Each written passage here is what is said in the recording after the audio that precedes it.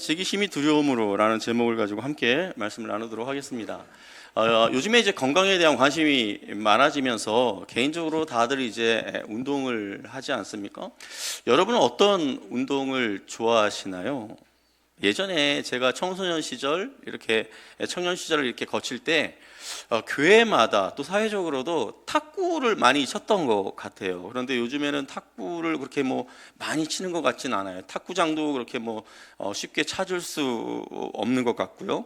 자, 그런데 최근 독일 프랑크푸르트에서 치러진 탁구 대회에서 우리나라 대표 선수인 신유빈 선수의 경기가 굉장한 화제가 되었어요.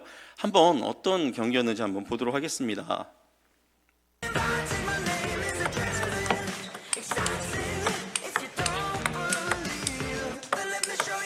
빨간 옷을 입은 선수가 신유빈 선수입니다.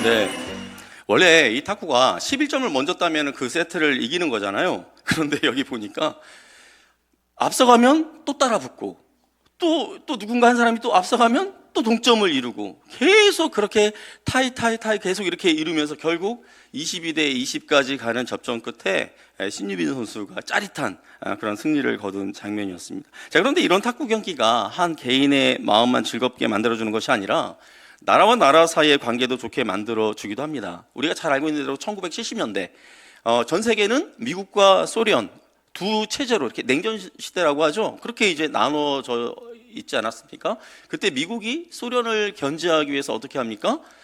그때 당시 이제 중공이라고 했죠. 이제 중공을 이제 끌어들이기 위해서 중공과 이제 수교하기를 굉장히 이제 공을 들이고 있는 그 상황에서 어떻게 하냐면 미국의 탁구 대표 선수단을 중공에 이렇게 파견해가지고 거기서 이제 중국 대표팀과 이제 탁구 대회를 이렇게 하게 합니다. 일명 핑퐁 외교라고 해서 그 탁구 대회가 미국과 중국이 이렇게 수교하는데 굉장히 결정적인 그러한 역할을 하게 됩니다.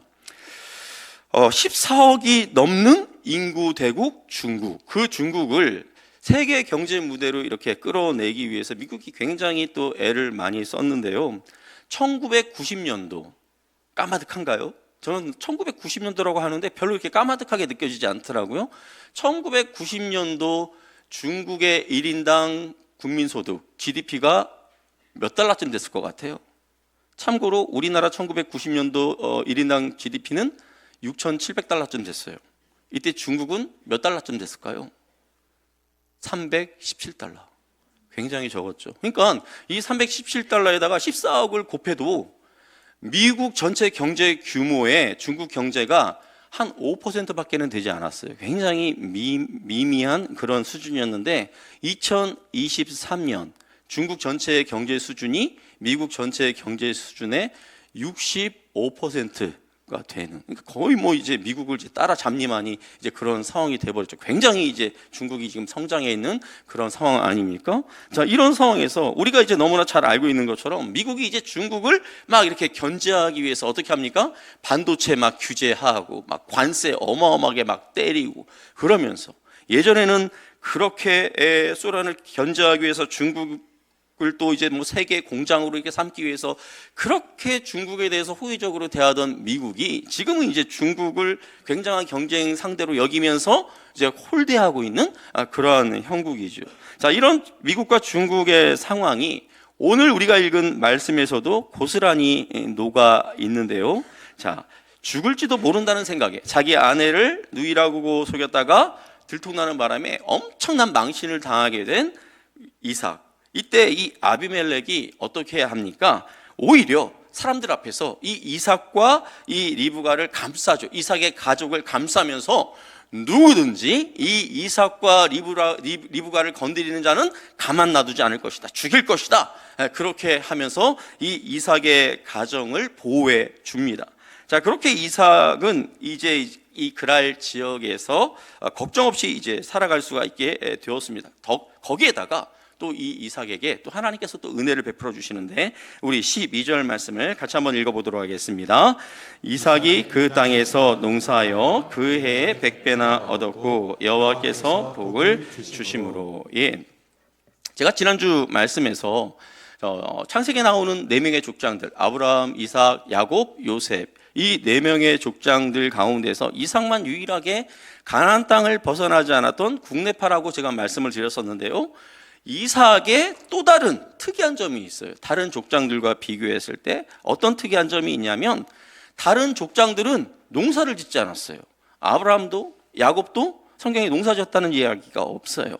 그리고 요셉도 그가 노예로 팔려가가지고 거기에서 주인의 밭을 위해서 뭐 이렇게 일을 했는지는 모르겠지만, 또 그가 이집트의 그 경제적인 그런 상황들을 이렇게 관할하면서 곡식을 거둬들일 수 있는 그 창고를 짓게 하고 또 곡식을 거둬들이고 나눠주고, 자, 이런 일을 했지만 이 요셉도 자신의 어떤 가업을 위해서 농사를 짓는다거나 그러지 않았다라는 겁니다. 자, 그런데 유일하게 오늘 본문에 보니까 이 이삭만 농사를 짓고 있는 모습을 보게 돼요.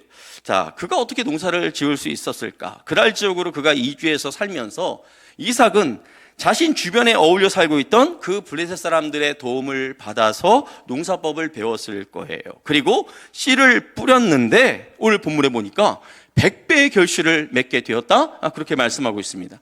우리가 마태복음 또 마가복음 이런 이제 복음서에 보면은 씨 뿌리는 비유가 나와요. 뭐 농부가 나아가서 들에 가서 이제 씨를 뿌리니까 그 씨가 길가에도 떨어지고 돌짝밭에도 떨어지고 가시떨기에도 떨어지고 좋은 땅에도 떨어지죠. 나머지 땅에서는 열매를 맺지 못하고 좋은 땅에서만 오직 열매를 맺는데 어떻게 말하고 있습니까? 30배, 60배, 100배. 그런데 오늘 이삭이 그 30배, 60배, 100배 중에서 최고의 수인 100배의 소득을 얻게 되는 그런 말씀을 오늘 본문에서 보여주고 있어요. 그런데 여기 100배라고 하는 것이 그 나달 하나를 심어가지고 그게 이제 자라서 100개의 이삭이 맺혔다라는 그런 개념보다는 이 100배라는 것은 굉장히 많은 엄청난 그러한 소출을 올렸다라고 그렇게 말씀하고 있는 거죠.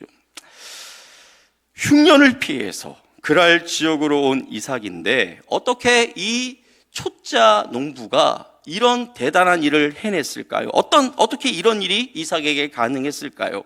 아까 12절에 읽었던 말씀에 보니까 여호와께서 복을 주심으로, 그러니까 이삭의 뛰어난 농업 기술이 아니라 하나님께서 이삭의 삶에 복을 주셨다라는 것입니다.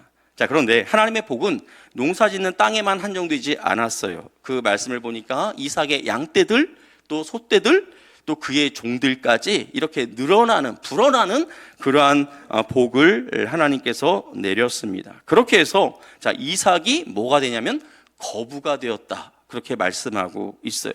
자, 신명기 8장 18절 말씀 같이 한번 읽어보도록 하겠습니다. 네, 하나님 여호와를 기억하라. 그가 내게 재물을 얻을 능력을 주셨음이라. 이같이 하심은 내 조상들에게 맹세하신 언약을 오늘과 같이 이루려 하심이니라. 여러분, 이 문구 중에서, 이 구절 중에서 어떤 문구가 눈에 확 들어오십니까? 재물을 얻을 능력을 주셨다. 물질에 관심이 많잖아요, 우리가. 여러분, 하나님의 전공이 뭘까요? 하나님의 전공. 하나님은 우리에게 천국행 티켓만을 발급해 주시는 그러한 분이 아니라는 거예요. 여러분, 하나님은 어떤 분야, 어떤 일도 다 하실 수 있는 능력의 하나님이심을 믿으시기를 바랍니다. 이 가운데 엔지니어가 있습니까? 공무원이 있습니까? 또 선생님이 계십니까? 자영업을 하십니까? 누군가 고객들을 응대하는 그러한 일들을 하셔야 되는 분들이 있습니까? 여러분들의 그 전문적인 그런 분야에서도 하나님께서는 충분히 여러분에게 능력을 베풀어 주시고 그 일을 잘 감당하실 수 있도록 능력을 주시는 하나님이심을 믿으시기를 바랍니다. 하나님이 이런 것까지 신경 쓸까? 이런 기도까지 들어주실까? 아니에요. 저도 예전에 직장 다닐 때 제가 예전에 말씀드렸던 것처럼 막 실험이 안 될 때, 실험에 문제가 생길 때 어떻게 하냐면 그때 그냥 무릎 꿇고 반응기에 손 얹고 기도해요. 실험이 잘 안 될 때 그 후드 앞에 서가지고 기도해요. 어떻게 풀어가죠 하나님? 그럼 하나님께서 그때 저에게 지혜를 주셔서 그 난관들을 이기게, 벗어나게 그렇게 도와주셨어요.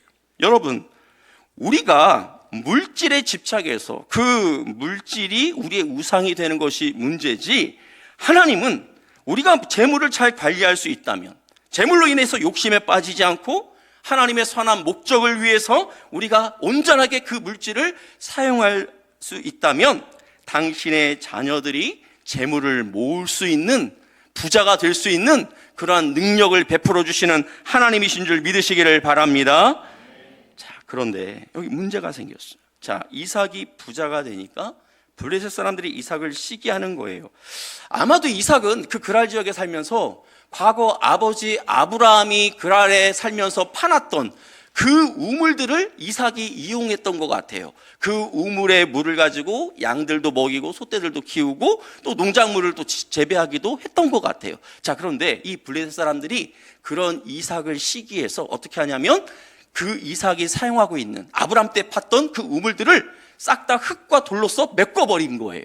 그러면서 이삭에게 찾아와서 이렇게 이야기합니다. 우리 16절 말씀 같이 한번 읽어보도록 하겠습니다.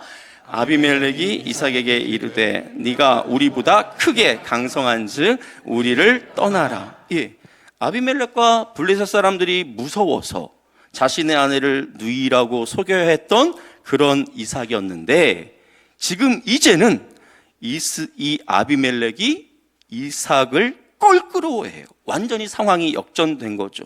자기들보다 이삭이 크게 강하다라고 그렇게 말하면서 이삭에게 자기들을 좀 떠나달라고 그렇게 이야기하고 있는 것입니다. 결국 이삭이 자신의 식솔들을 이끌고 그랄 골짜기로 가요. 아마도 블레셋 사람들이 모여 사는 그 중심부에서 이렇게 변방으로, 저 변두리 쪽으로 그렇게 나온 것 같아요. 여러분, 고대 사회든 현대 사회든 우리가 살아가는데 물은 필수적이죠. 물이 없으면 어떻게 우리가 살아갈 수 있겠습니까? 자, 이전에 아브라함도 그랄 지역에 살면서 그 그랄 지역뿐만 아니라 이 골짜기에서도 아브라함이 파놨던 그런 우물이 있었던 것 같아요. 그런데 그때 아브라함이 죽자 이 그랄 지역에 살고 있던 사람들이 그 우물이 필요 없으니까 그 우물을 흙과 돌로 이렇게 막았던 그런 것들이 있었던 것 같아요. 그 우물을 다시 이제 이삭이 자기 아버지가 예전에 팠었던 그 우물을 다시 파기 시작합니다. 자, 그래서 그 우물을 통해서 물을 얻게 되는데 여기에 또 이제 문제가 생기는데 우리 20절 말씀 같이 한번 읽어볼까요? 시작. 그랄 목자들이 이삭의 목자와 다투어 이르되 이 물은 우리의 것이라 하매 이삭이 그 다툼으로 말미암아 그 우물 이름을 에색이라고 했습니다. 예, 물이 중요하기도 하지만 이 고대 사회에서 우물 하나를 판다는 것 얼마나 어려운 일인지 모릅니다. 그런데 기껏 우물을 파서 물을 얻었나 싶었는데 그곳에 있던 그랄 목자들이 잔뜩 몰려와가지고 그 물이 자기들 거라면서 우기는 거예요. 내놓으라는 거예요. 그래서 결국 이삭이 그 우물 이름을 다툼을 뜻하는 에색이라는 그 이름을 붙여놓고 그냥 줘버립니다. 그리고 이 이삭이 다른 곳으로, 다른 지점으로 이동해서 또 거기서 또 이렇게 우물을 파요. 자, 우물을 파는데 거기서 또 물이 콸콸 솟아나는 거예요. 얼마나 대단합니까? 자, 그런데 이번에도 그랄 사람들이 이렇게 와가지고 그것도 우리 거야, 내놔, 이런 식으로 생떼를 부리는 거예요. 이때 이삭이 그들과 다투지 않아요. 그러면서 거기에다가 또 다른 이름을 붙여요. 대적한다, 적대시한다, 이런 의미의 신나라는 그 이름을 붙인 다음에 그들에게 그냥 줘버립니다. 그리고 또 다른 지점으로 이삭이 자신의 식솔들을 데리고 이동해요. 그리고 거기서 또 우물을 팠는데 물이 터져 나와요. 그런데 그 세 번째에는 그랄 사람들이 더 이상 쫓아오지 않아요. 그래서 이삭이 그 우물 이름을 하나님이 우리를 위하여 지경을 넓게 하셨다 하는 의미로 르호봇이라고 그렇게 이름을 짓습니다. 자, 이렇게까지 참는다고 할 정도로 이삭은 그랄 사람들과 충돌하지 않고 계속해서 다른 곳으로 이동하면서 우물을 팠습니다. 자, 그런데 말이 쉽지 우물 하나를 판다는 것 결코 쉬운 일이 아니죠. 자, 그런데 이런 부당한 상황에서 2번씩이나 우물을 양보한다는 것은 더더욱 힘든 일이었을 거예요. 아마 3번째 팠던 이 우물을 이 그랄 사람들이 쫓아와가지고 그것도 달라고 했다면 아마 이 이삭의 성품상 또 그것도 주고 또 다른 곳으로 이렇게 이동했을 것 같아요. 자, 그런데 여러분, 자, 3번째 이삭이 우물을 팠을 때 왜 그랄 사람들이 이번에는 그것을 달라고 하면서 쫓아오지 않았을까요? 왜 우물을 그들이 빼앗지 않았을까요? 왜 그들이 그 3번째 우물은 그냥 내버려 뒀을까요? 그나마 염치가 있으니까? 뒤에 보면 아비멜렉이 이삭과 화친하기 위해서 오는 장면이 나와요. 그 모습을 통해서 추정해 본다면 아마 이 그랄 사람들도 알았던 것 같아요. 자, 우물 하나 파는 것이 얼마나 힘들다라는 것을 이들도 잘 알고 있었을 텐데 이삭이 가는 곳마다 파는 족족 막 이게 물이 터져 나오는 거예요. 자, 1번이나 2번 정도는 소위 뭐 이게 재수가 좋았다든지 우연의 일치라고 하면서 넘어갈 수 있지 않겠습니까? 그런데 3번째 또 팠는데 자기들에게 쫓겨나가지고 또 3번째 장소로 이동해서 팠는데 거기서 또 물이 터져 나왔다라는 이 소식을 이 그랄 사람들이 딱 듣는 순간 아마 이들 등골이 오싹했을 거예요. 뭐? 또 우물이 터졌다고? 대체 이게 뭐야? 저 이삭이란 놈은 도대체 뭐야? 야, 저 인간 잘못 건드렸다가는 저 인간이 믿는 신한테 우리 죽겠다. 잘 건드리면 안 되겠다. 아마 이런 생각이 들었을 것 같아요. 결국 이렇게 부당한 상황을 인내하며 견딘 이삭에게 평안이 찾아왔어요. 그러나 이삭은 그곳에 머물지 않고 브엘세바로 올라갑니다. 그리고 그곳에서 하나님을 다시 만나게 되는데요. 자, 우리 24절 말씀 같이 한번 읽어보도록 하겠습니다. 그 밤에 여호와께서 그에게 나타나 이르시되 나는 내 아버지 아브라함의 하나님이니 두려워하지 말라. 내 종 아브라함을 위하여 내가 너와 함께 있어 내게 복을 주어 내 자손이 번성하게 하리라 하신지라. 그 밤에 하나님께서 이삭에게 나타나서 이렇게 말씀하시는 거예요. 나는 너의 아버지 아브라함의 하나님이야. 내가 너와 함께하면서 너에게 복을 줄게. 너의 자손이 번성하도록 할 테니까 두려워하지 마. 무서워하지 마. 이렇게 말씀하신 거예요. 자, 이삭은 하나님이 자신에게 나타나신 것을 그곳에 머물라고 하는 하나님의 사인처럼 받아들였던 것 같습니다. 자, 이전에도 이삭이 그랄에 머물고 있을 때 하나님이 그에게 나타나서 애굽으로 가지 말라고 했을 때 어떻게 합니까? 이삭이 그 그랄 지역에 머물렀던 것처럼 이번에도 이삭은 하나님이 말씀하신 그곳에서 하나님을 만난 그곳에서 그가 제단을 쌓고 하나님의 이름을 불러요. 즉 예배를 드렸다라는 것이죠. 자, 그리고 그곳에 정착해 살기 위해서 장막, 텐트, 집을 지은 거죠. 우리의 식으로 말하면 집을 짓고 정착하게 됩니다. 자, 그런데 그곳에서도 이삭의 종들이 밖으로 나가서 물을 얻기 위해서 우물을 파요. 자, 여기서 이제 우물을 판다라는 게 계속해서 우리가 이삭이 에색이라는 우물, 또 신나라는 우물, 르호봇이라는 우물을 판다라는 그런 이야기가 쭉 나오잖아요. 그리고 여기서도 우물을 판다라고 했을 때 여기 26절에서 우물을 팠다라고 했을 때 여기 팠다라는 이 동사가 카라인데 앞에서 에색, 신나 이런 우물을 팠을 때 그 단어는 이 카라가 아니라 하파르라고 하는 동사예요. 그러니까 여기서는 다른 동사를 쓴 거예요. 이 카라는 어떤 동사냐면 그냥 땅을 파는 거예요. 그냥 삽질했다라는 거예요. 근데 앞에서 우물을 팠다에 쓰는 하파르라고 하는 것은 파는 것과 동시에 찾다라는 그런 의미가 있어요. 팠는데 물을 찾은 거예요. 그러니까 우물이 터진 거죠. 그런데 여기 26절에서는 그냥 팠을 뿐이지 아직 물을 찾은 것은 아닌 그런 상황인 거예요. 자, 이렇게 이삭이 브엘세바에서 살고 있는데 어느 날 아비멜렉이 이삭에게 찾아옵니다. 자, 그런데 아비멜렉을 대하는 이삭의 태도가 시큰둥해요. 그도 그럴 것이 자기를 쫓아내고 우물까지 막 이렇게 빼앗았으니 이삭이 기분이 좋을 리가 없죠. 그때는 우리를 쫓아내더니 왜 왔어? 뭐 이런 식으로 이제 이삭이 이제 물어보는 거죠. 이때 아비멜렉이 찾아온 이유를 밝히고 있는데 우리 28절 말씀 같이 한번 읽어보도록 하겠습니다. 그들이 이르되 여호와께서 너와 함께 계심을 우리가 분명히 보았으므로 우리의 사이 곧 우리와 너 사이에 맹세하여 너와 계약을 맺으리라 말하였노라. 그러니까 지금 아비멜렉이 찾아온 이유는 서로 이제 해치지 말자라고 하는 일종의 상호 불가침 조약을 체결하기 위해서 온 것인데, 자, 아비멜렉이 직접 찾아와 이렇게까지 하는 이유가 뭘까요? 여호와께서 너와 함께 계심을 우리가 분명히 보았으므로. 여호와께서 너와 함께 계심을 우리가 분명히 보았으므로. 그러니까 하나님께서 이삭과 함께 계심을 이들이 봤다라는 것입니다. 무엇을 통해서? 이삭이 가는 곳마다 땅을 팠더니 거기서 물이 터져 나오는 그것을 보면서, 야, 저 이삭이 믿는 저 하나님이 저 인간과 함께하고 있구나. 이것을 아비멜렉이 알게 되었다라는 거예요. 저는 우리 그리스도인들의 삶에서 최고의 칭찬이 바로 이것이라고 생각합니다. 당신의 삶에는 하나님이 늘 함께하고 있는 것 같아요. 집사님은 이렇게 보면 늘 하나님이 집사님의 삶을 이렇게 도와주시는 것 같아요. 김 과장은 늘 하나님이, 네가 믿는 하나님이 널 이렇게 도와주는 것 같아. 이것이 우리 그리스도인에게 있어서 최고의 칭찬인 것 같아요. 자, 그런데 이게 아니라, 야, 넌 예수를 믿는다면서 뭔 걱정이 그렇게 많아?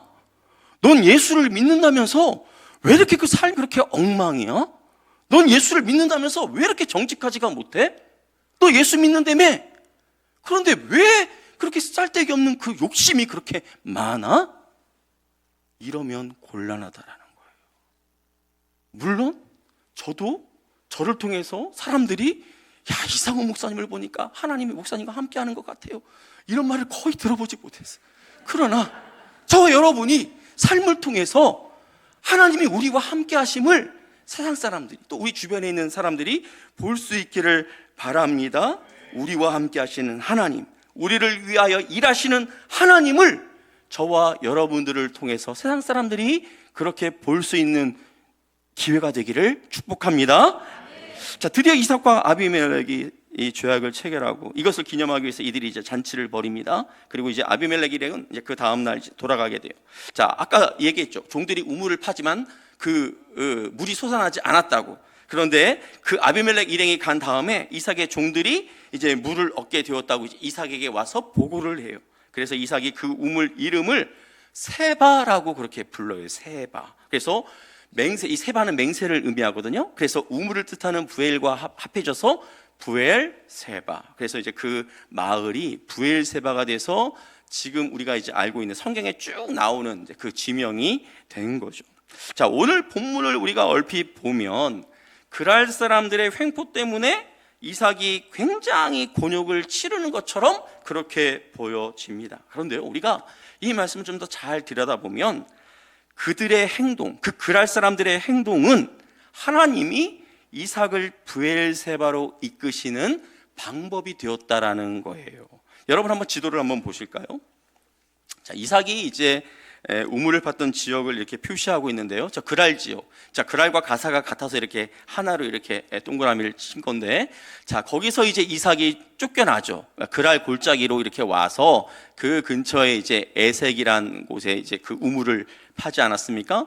거기서 쫓겨나죠. 뺏기고, 그리고 나서 어디 또 보여주세요. 신나로 이렇게 또 내려와서 또 우물을 파지만 그것마저 또 빼앗겨요. 그래서 이제 오른쪽으로 이동을 해가지고 또 우물을 파는데 그곳에까지는 이들이 따라오지를 않아요. 그래서 거기 이제 르호봇, 그리고 이제 이삭이 거기에 머물지 않고 그 옆에 있는 부엘세바까지 그렇게 이동하는 그런 지도예요. 마치 내려주셔도 돼요. 마치 이제 뒤에 보면 이제 훗날에 이제 야곱의 가족이 이제 기근을 피해서 요셉이 총리로 있는 애굽으로 갑니다. 그죠? 근데 그때 총리의 가족이니까 얼마나 극진한 대접을 받아요. 야곱의 일가족이 처음에는 이렇게 극진한 대접을 받아요. 근데 세월이 점점 흐르면서 왕조가 바뀌면서 하나님께서 이제 바로를 통해서 이스라엘 백성들을 괴롭혀요. 그리고 모세를 통해 이스라엘 백성들을 탈출시켜서 가나안 땅으로 이끌어 가시는 이 내용이 이제 출애굽기의 내용 아닙니까? 자, 이렇게 하셨던 것처럼 자, 이 그랄 사람들의 이 횡포를 통해서 하나님은 이삭을 부엘세바로 인도에 가셨다라는 거예요. 그리고 그곳에서 이삭을 축복하시고 이삭이 하나님께 예배할 수 있도록 그렇게 하셨다라는 겁니다. 여러분 한번 생각해 보세요. 하나님 생각에 이 이삭을 그랄 사람들로부터 이렇게 떼어내고 싶은데, 분리시키고 싶은데 그들이 이삭에게 막 호의를 베풀면서 막 잘해줘요. 막 그들을 막 우물을 파도 막 거기서 너네 그거 잘 사용해서 목축업도 하고 농사도 짓고 잘 지어 막 그러면서 막 응원해줘요. 막 지지해줘요. 그러면 이삭이 그 편한 곳을 떠나려고 했을까요? 안 그렇죠. 그냥 그 자리에 정착하려고 했을 겁니다. 마찬가지로 하나님은 우리의 인생의 우물들을 통해서 우리의 삶을 하나님이 목적하신 그 지점까지 이끌고 가실 때가 있다라는 것입니다. 때로는 우리에게 복을 주시지만 때로는 다른 사람의 어떤 시기와 질투 아니면 또 다른 어떤 사건들을 통해서 우리를 당신이 기대하시는 어떤 자리, 당신이 원하시는 어떤 위치까지 우리를 이끌어 가신다라는 거예요. 단순하게 이게 물리적인 어떤 자리나 위치뿐만 아니라 하나님이 우리에게 기대하시는 영적인 수준까지 우리를 끌어올리기 위해서 그런 자리까지 이런저런 우물을 사용해서 주변의 여러 가지 환경들을 사용해서 하나님께서 우리를 그렇게 이끌어 가신다라는 것입니다. 자, 그래서 하나님이 우리의 삶에 우물을 허락하실 때 여러분의 삶의 우물이 어떤 걸까요? 막 어떻게 남편이 막 사업을 했는데 막 돈이 막 들어와. 이게 또 우물이 될 수 있죠. 회사에 막 다니다가 다른 사람들보다 내가 빠르게 막 승진해. 이것도 또 다른 우물이 될 수 있어요. 그리고 내 자녀가 좋은 배우자를 만나서 아주 결혼을 잘해. 이것도 또 다른 우물이 될 수 있어요. 어떤 좋은 직장에 취직한다든지 아니면 좋은 학교에 간다든지 이것이 우리 인생의 우물이 될 수 있죠. 하나님께서 이런 우물을 우리에게 허락해 주실 때 즐거워하고 감사하면 되는 거예요. 근데 우리가 경계해야 할 것이 무엇입니까?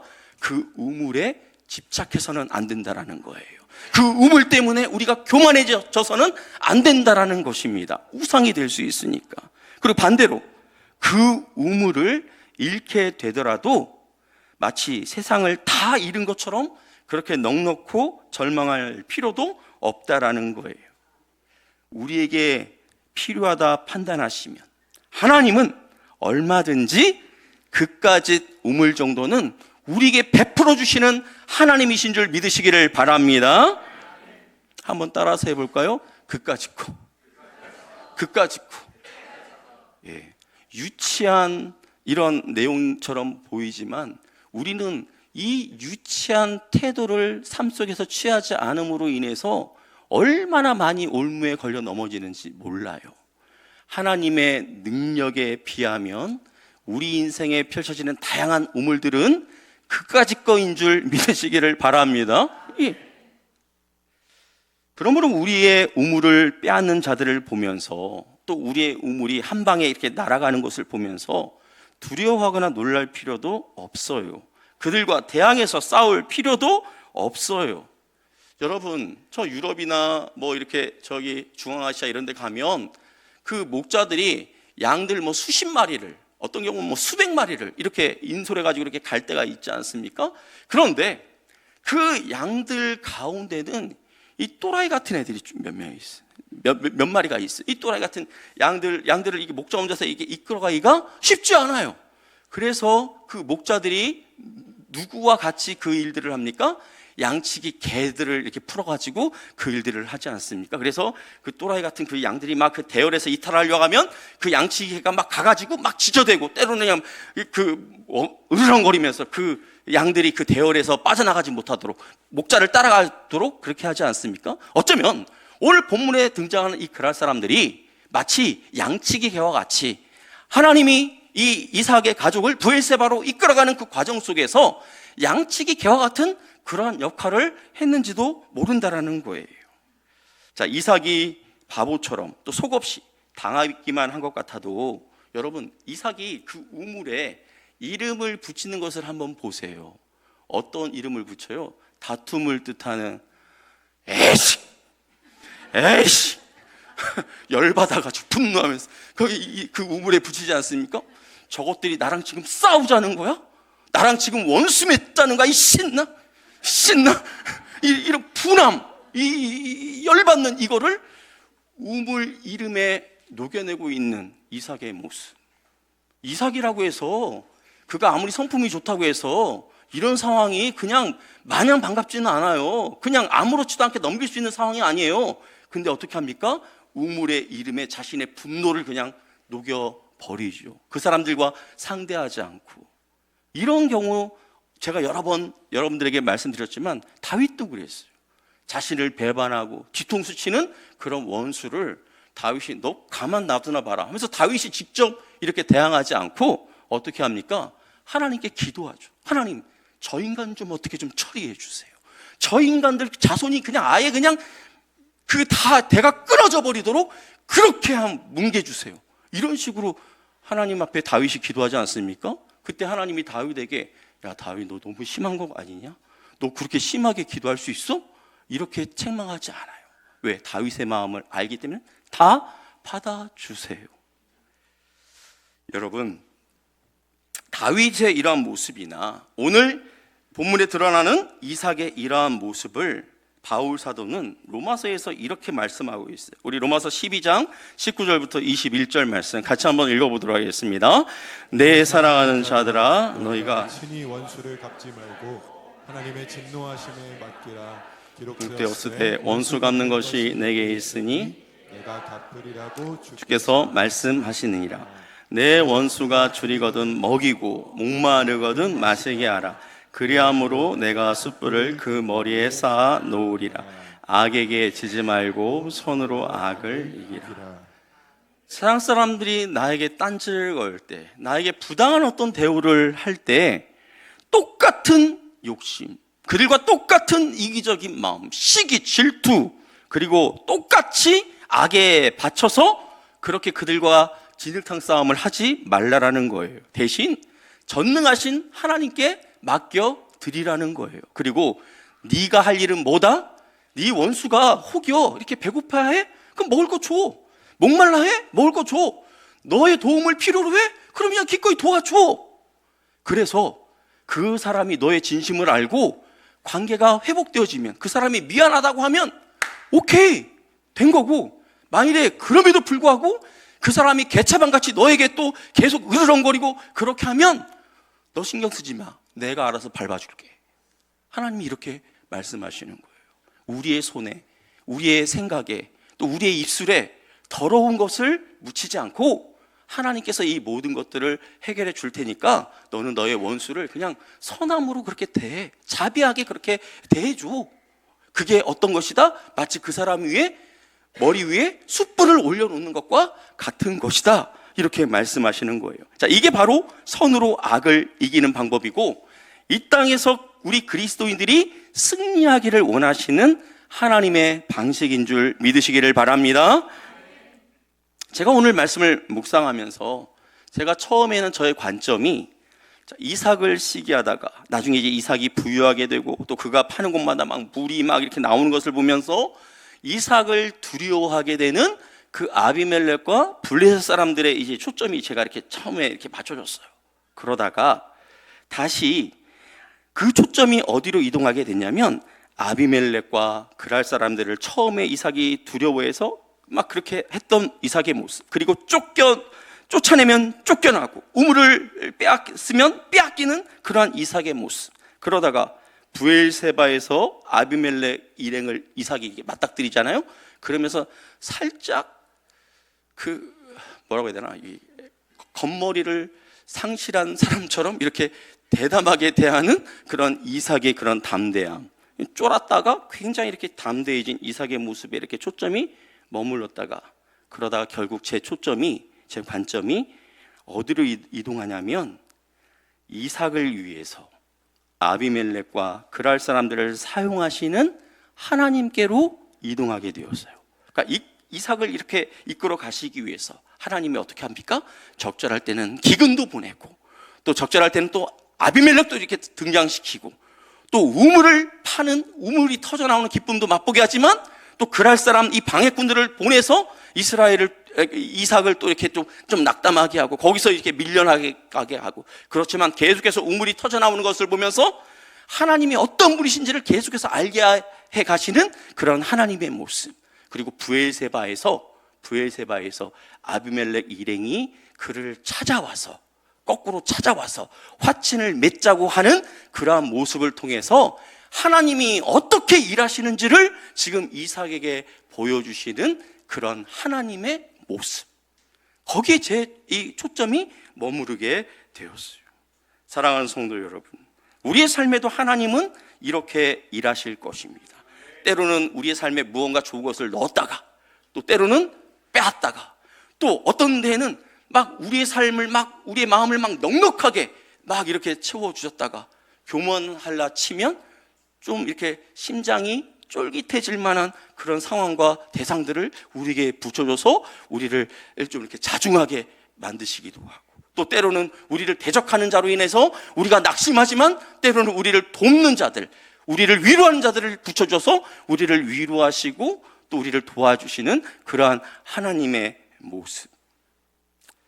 우리는 우리 인생의 드라마에 놓여져 있는 이런저런 소품들, 또 우리 인생에서 이게 등장하는 이런저런 사람들을 우리가 바라보면서 때로는 울기도 하고 웃기도 하고 때로는 열받기도 하고 막 히히덕거리기도 하고 그렇게 하지 않습니까? 그런데 우리가 정말로 바라봐야 할 것, 관심을 기울여야 할 분은 우리 인생의 드라마인 이 드라마의 무대 감독이신 하나님이신 줄 믿으시기를 바랍니다.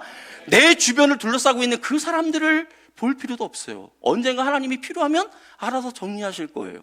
또 우리의 모습, 어쩔 때는 하나님을 향해서 막 간절하게 이렇게 찾다가 어쩔 때는 막 하나님 앞에 막 이렇게 나무라라 하고 이렇게 도망가기도 하다가 또 때로는 어려움을 주면 막 낙담하기도 하고 이런 우리의 마음 상태에도 우리가 이 포커싱을 할 필요가 없어요. 언제나 우리가 잘날 때든 못났을 때든 우리가 하나님을 잘 섬길 때든 아니면 개차반으로 살 때든 여전히 우리의 삶을 주관해서 주목하고 계시는 그 우리의 감독 되시는 그 하나님의 오케이 사인, 그것이 저와 여러분에게는 중요한 줄 믿으시기를 바랍니다. 그럴 때 우리 어떤 상황과 상관없이 우리의 형편에 상관없이 그렇게 우리가 하나님을 바라볼 수만 있다면 아까 우리가 불렀던 찬송의 가사처럼 높은 산이든 거친 들이든 초막이든 궁궐이든 내가 우리 주님과 함께하는 그곳이 천국이 되어지는 줄 믿으시기를 바랍니다. 근데 문제는 하나님이 늘 나와 함께 계시는데 우리가 그것을 제대로 깨닫지 못할 때가 많다라는 거예요. 그러니까 하나님께서 어떻게 합니까? 상황을 변화시켜서 때로는 사람들을 막 이렇게 붙여주셔서 우리의 삶을 막 요동시켜서 우리의 그 분산된 신경을 이게 막 잡다한 그런 정신 상태를 하나님께서 이렇게 딱 해가지고 당신에게 이렇게 딱 집중하도록 그렇게 만들지 않습니까? 그래서 여러분, 우리의 상황 속에서 때로 어려움이 있습니까? 힘든 상황이 있습니까? 그런데 그 상황 속에서 그 순간 내가 지금 하나님이 나와 함께하고 계시구나, 이것을 깨닫는 순간 저와 여러분에게 천국, 하나님의 나라가 펼쳐지는 줄 믿으시기를 바랍니다. 저는 이 마음을 가지고 하나님 앞으로 나아가는 우리 모두가 될 수 있기를 주님의 이름으로 축복합니다. 이 시간